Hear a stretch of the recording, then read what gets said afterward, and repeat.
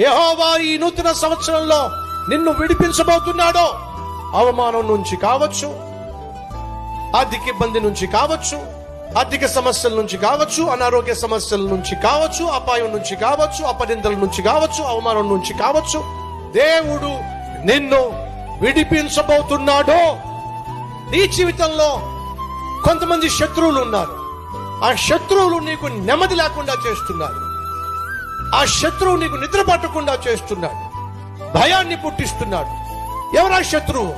నీ జీవితంలో నువ్వు కలిగి ఉన్న సమస్య నీ శత్రువు. నీ జీవితంలో నువ్వు ఎదుర్కొంటున్నటువంటి పోరాటమే నీ శత్రువు. నీ జీవితంలో ఈరోజు నీకున్నటువంటి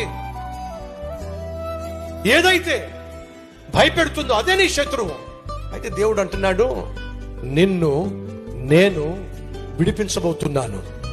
నీ శత్రువును నీ చేతికి అప్పగించబోతున్నాను.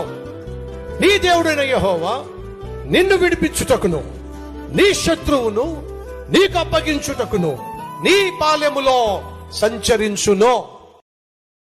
Download ShareChat.